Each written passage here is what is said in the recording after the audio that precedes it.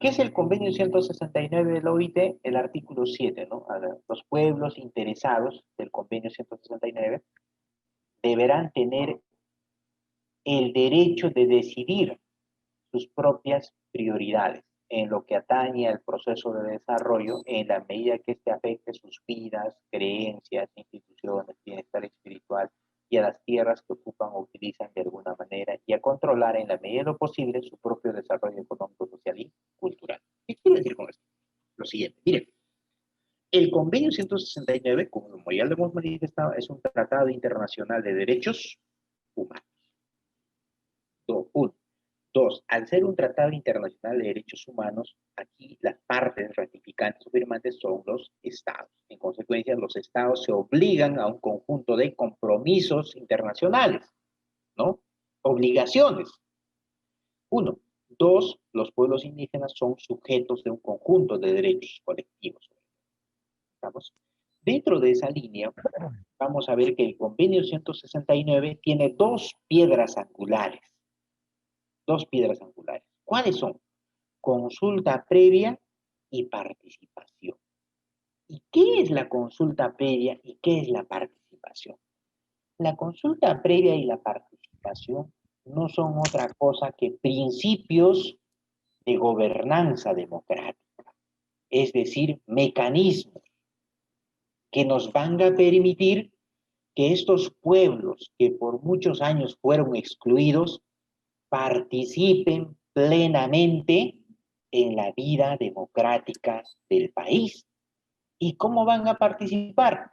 Uno de los mecanismos va a ser la consulta previa y otro de los mecanismos va a ser la participación. Es decir, consulta previa y participación son dos instrumentos, principios, canales que nos van a permitir que estos pueblos que por muchos años fueron excluidos de su participación política, económica, social, cultural, participen plenamente en la vida del país, ya sea siendo consultados o participando, planteando sus puntos de vista. En consecuencia, estos derechos, tanto consulta previa y participación, no son derechos nuevos, no son derechos exclusivos, son derechos que nosotros como ciudadanos lo tenemos, pero que por muchos años algunos estados, como el caso peruano, los excluyó, no les permitió, no creó los mecanismos o herramientas para que estos pueblos participen. Y lo que hace el convenio es, uy, tienes que restituir. ¿Cuáles son los caminos, los procedimientos? Consulta previa y participación, ¿no?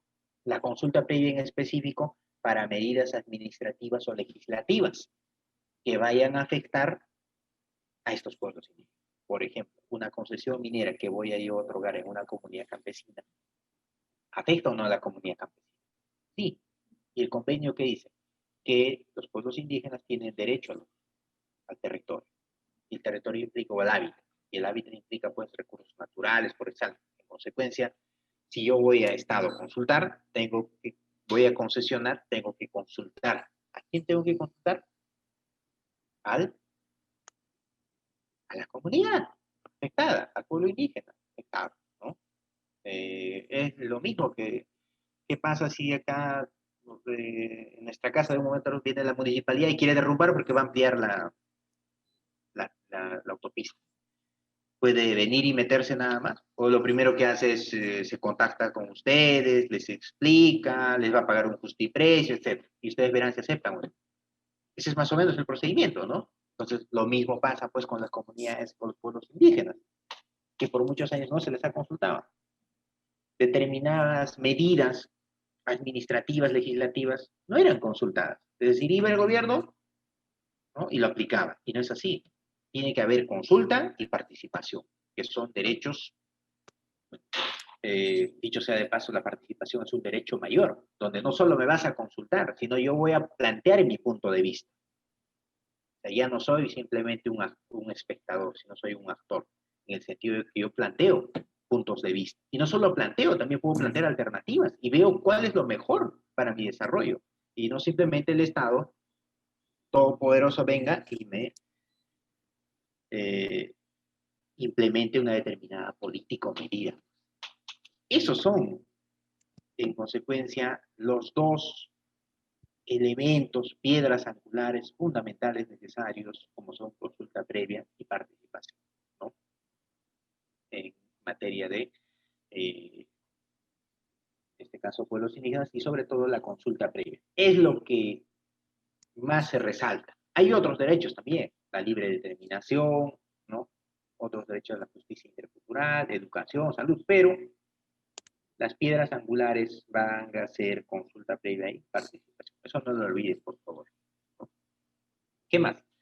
Consenso tripartito. El convenio se fundamenta en el respeto a las culturas, a las formas de vida de los pueblos indígenas y reconoce sus derechos sobre las tierras y los recursos naturales. Importante. ¿No? El objetivo del convenio es superar las prácticas discriminatorias que afectan a estos pueblos y hacer posible que participen en la adopción de decisiones que afecten sus vidas. Los principios fundamentales de la consulta y participación constituyen la piedra angular del convenio. Justamente lo que les estaba mencionando, ¿no? Acá vamos a tener, el convenio ha desarrollado un conjunto de mecanismos o criterios para identificar, ¿no?, quiénes son pueblos indígenas. Entonces, pueblos indígenas preexistentes al actual establecimiento de las fronteras nacionales provenientes de un contexto de conquista o colonización, ¿no? Pueblos indígenas originarios, hemos dicho que es lo mismo, ¿no? Este es lo que. Miren, pueblos indígenas o pueblos tribales es una denominación común para más de 370 millones, ¿no?, de descendientes de pueblos indígenas que se encuentran en distintos países. Constituyen el 5% de la población mundial. No hay una definición universal de pueblos indígenas y tribales, pero el convenio 169 ofrece una serie de criterios para identificar quiénes son pueblos indígenas. Y ahí están los criterios. Primero, para los pueblos indígenas, ¿no? Criterio subjetivo. ¿A qué hace referencia cuando hablo del criterio subjetivo? Hace referencia a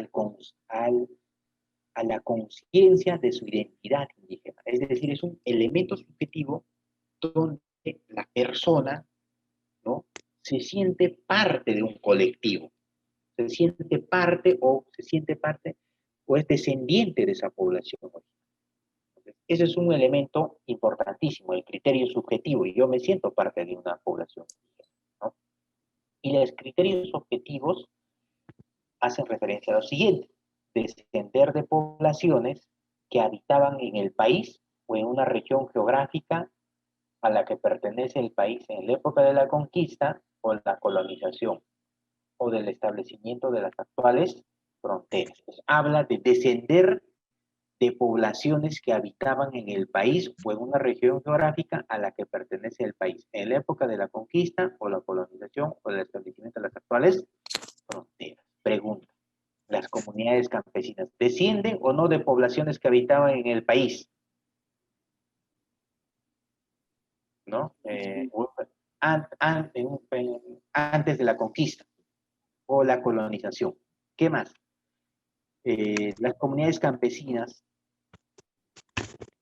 cualquiera sea su situación jurídica, es decir, estén titulados, no estén titulados, estén reconocidos, no estén reconocidos, las comunidades campesinas conservan o no sus instituciones sociales, económicas, culturales y políticas. ¿Conservan o no?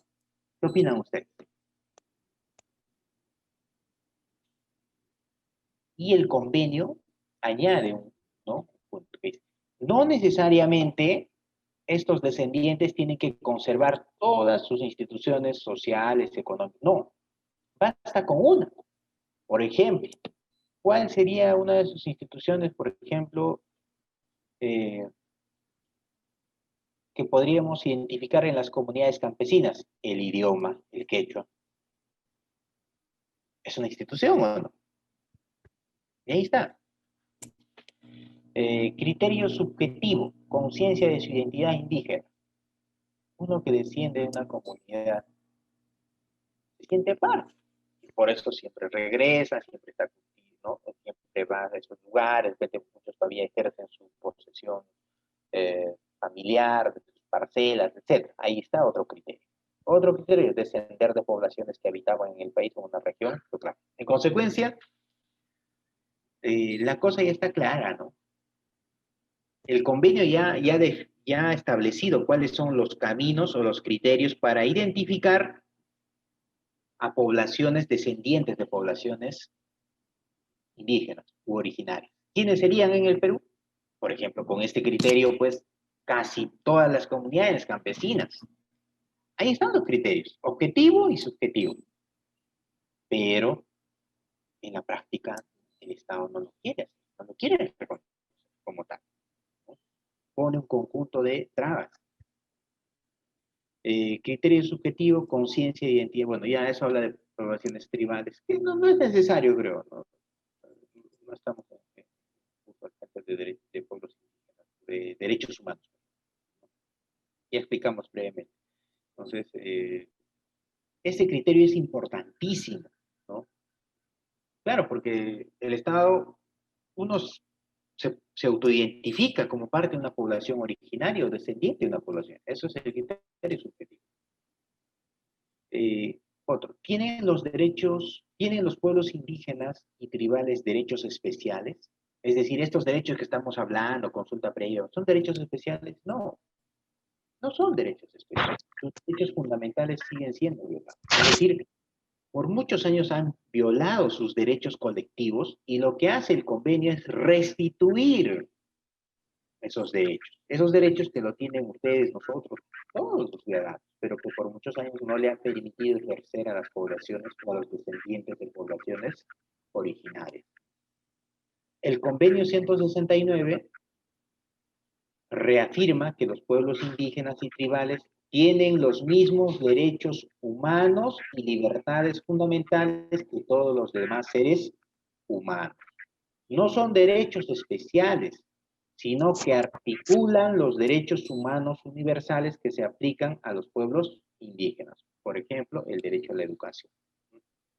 Entonces, ¿por qué la Organización Internacional del Trabajo se interesa por los pueblos indígenas?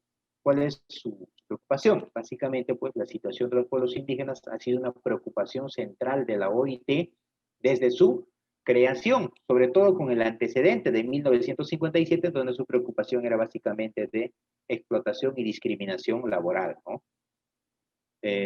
La discriminación y la explotación de los pueblos indígenas inspiró directamente la adopción de normas laborales tales como el Convenio sobre el Trabajo Forzoso en 1930. En 1957, la OIT adoptó el Convenio sobre Poblaciones Indígenas y Tribales, ¿no? Un número 107. Este convenio se orientaba a la asimilación. El único futuro para los pueblos indígenas es su integración al resto de la sociedad. Así, en esa lógica actuaba el convenio 107. Se formó una comisión experta convocada por el Consejo de Administración de la OIT, ¿no? El enfoque integracionista del convenio era obsoleto y su aplicación era perjudicial. En consecuencia, el convenio 107 de 1957, primer convenio, es revisado, puesto en revisión y finalmente, pues, ¿no? Se adopta un nuevo convenio, el convenio 169 de 1989. ¿Siguen siendo las condiciones laborales de los pueblos indígenas un motivo de preocupación? Sí, pero también hay otro tipo de preocupaciones, ¿no?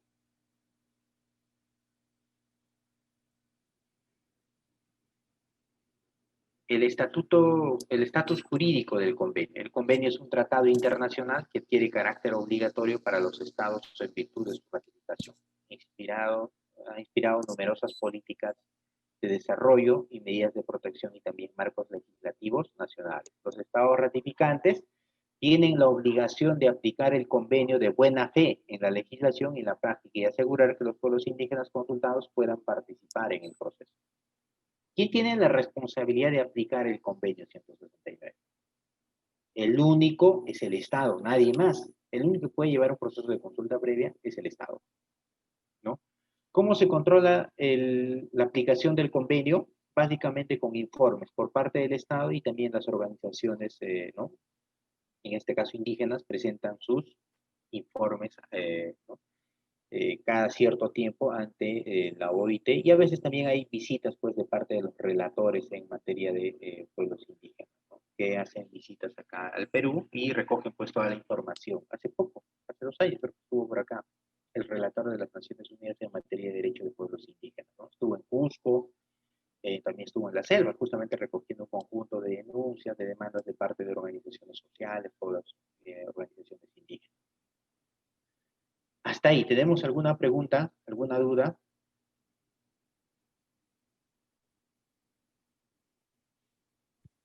Todo Sí, bien. por Quisiera de repente plantear algo para que se pueda discutir sí, adelante. respecto a, bueno, no es tanto a la OIT, sino a la consulta previa, bueno, pero la consulta previa emana de este De la OIT. acuerdo, este Exacto. convenio de la OIT, ¿no? Ujú. La parte de la minería, digamos, creo que queda claro que sí, creo que es lo más saludable para todas las partes, ¿no?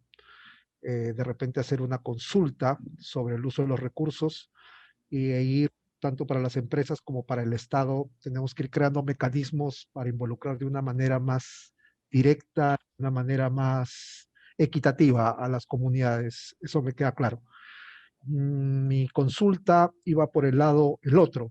Esta, la consulta previa no discrimina si son obras de privados o si son obras del Estado.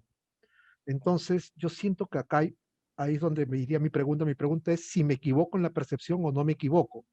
Porque por un lado, este, este convenio de la OIT lo que busca es, entre otras cosas, como lo buscan muchas personas, ayudar, darle mecanismos, restituir derechos y por lo tanto incluir en el Estado, ya que a tanto tiempo han estado excluidas las comunidades, incluirlas, que participen de la vida activa del Estado y que se beneficien de los servicios que brinda el Estado, básicos sobre todo, ¿no? Salud, educación, etcétera, ¿no? Entonces, cuando se tratan de obras públicas, en esto creo que la consulta previa no distingue, y ahí tenemos un pequeño inconveniente.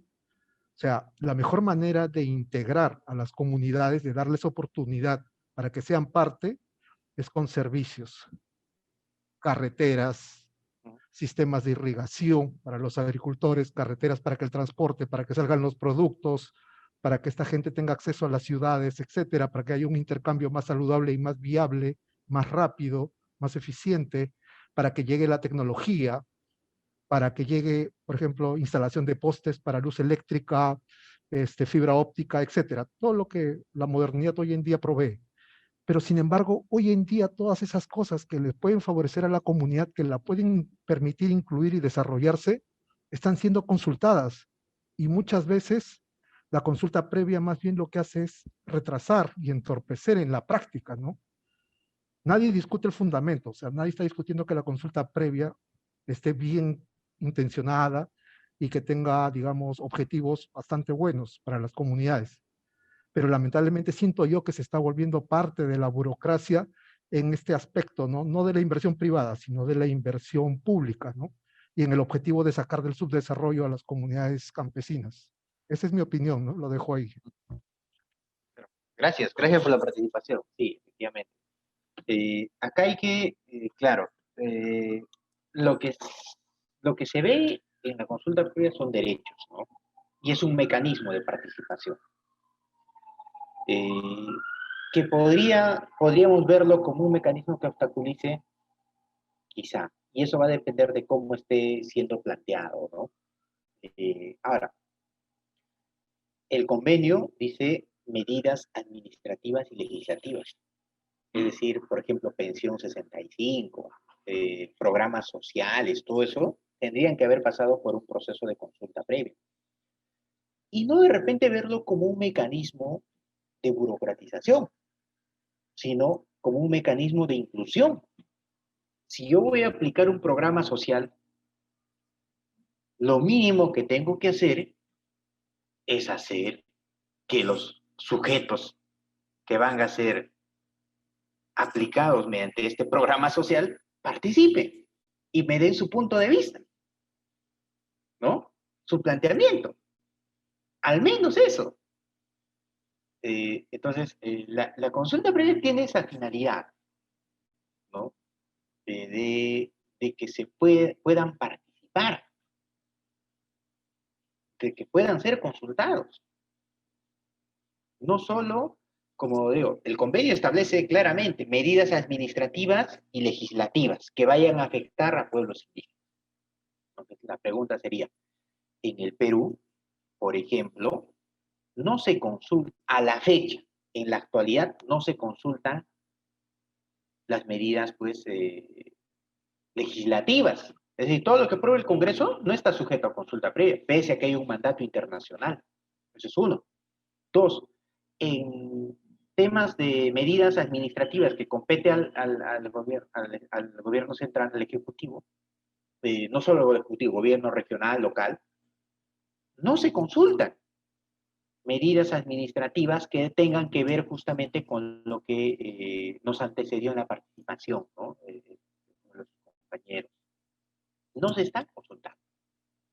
¿Deberían consultarse? Sí, pero a la fecha, en la actualidad, no se han consultado. ¿Qué se ha consultado a nivel relacionado con esos temas? Lo único que se ha consultado, no sé si ustedes recuerdan que hubo una aprobación del Plan Nacional de Lenguas, creo que es un plan de lenguas originarias, ¿no? Del Ministerio de Cultura. Eso es lo único que se consultó. Pero todas las demás medidas no se ha consultado. Entonces, ¿qué se está consultando a la fecha? Lo único que se consulta en la actualidad, porque se ha estado consultando, son temas, perdón, son medidas relacionadas a actividades mineras, petrolíferas, temas de hidrocarburos, temas de electricidad, esas cosas nada más. Entonces, temas de programas sociales, otro tipo de medidas administrativas o legislativas que vayan emanadas directamente por parte del Estado, no se consultan. No se están consultando. ¿Debería consultarse? Desde luego que sí. O sea, no hay que verlo como un tema de repente que nos va a generar mayor burocracia, sino como un mecanismo que nos va a permitir una participación plena de los actores, un involucramiento. Y eso también permite enfocar de distinta manera y darle mayor legitimidad a las medidas, programas, políticas públicas que se puedan implementar, ¿no? Y que vayan a afectar a poblaciones indígenas. Todo ese tipo de medidas tienen que ser afectadas, perdón, tienen que ser consultadas. Pero a la fecha no se consultan, no se han consultado, muy poco, no hay nada de eso. Lo único que se ha consultado son en actividades mineras, hidrocarburos, centrales hidroeléctricas, etc. Es decir, la consulta se está aplicando parcialmente. Solo en esos sectores más sensibles, por así llamarlo, ¿no? Pero debería aplicarse en todos los sectores, todas las áreas. Entonces, el tema del derecho de los pueblos indígenas va a replantear nuestra mirada, va a replantear nuestro sistema jurídico, va a replantear de cómo aplicamos las políticas públicas, va a replantear esta noción clásica, pues, de Estado que tenemos, ¿no? ¿Por qué? Porque esta noción clásica de Estado que hemos heredado, en su momento no tomó en cuenta a las poblaciones indígenas. Y al tomarlas en cuenta en este contexto, pero bajo un mandato internacional, lo que hace es replantear todo. Y efectivamente, eso es lo que va a hacer. Y de repente no lo hace a la velocidad que muchos quisieran, o muchas organizaciones comunales, nativas, quisieran. Sí, efectivamente. Pero está yendo en ese camino. Hay avances importantes. Lamentablemente tampoco, pues, la consulta previa se ha dado como un mecanismo, como un proceso en el Perú. Básicamente lo han visto como un mero trámite en los sectores, por ejemplo, de minería. Porque ¿qué sentido tiene consultar si ya la entidad correspondiente del Ministerio de Energía y Minas que se hace ya aprobó todos los procedimientos y una vez aprobado todos los procedimientos recién va a consultar, ¿no? Pues, pero si ya aprobaste todo, ¿de qué sentido tiene que consultes? ¿No? Ese es uno de los grandes vacíos, por ejemplo, problemas que todavía pues se tiene que corregir. Otro tema es pues cuándo se consulta, ¿no? Yo soy la postura que se tendría que consultarse a lo largo de la vida del proyecto, ¿no? Y una primera etapa tiene que ver con el principio de oportunidad, de concesión. Pese a que hay sectores que dicen, no, pero en la concesión no, ¿acaso en la concesión vamos a realizar actividad minera propiamente? No, pero es una medida administrativa. Pero pese a que haya esa discusión entre un sector u otro, ya el Tribunal Constitucional ha zanjado ese tema con una sentencia y le ha exhortado al Ministerio de Energía y Minas, de hecho, Ministerio, adecúa tu reglamento, tu normativa, porque tienes que consultar en este caso en etapa eh, de otorgamiento de concesión minera. No lo ha hecho. No, es decir, No, o no hace no, caso.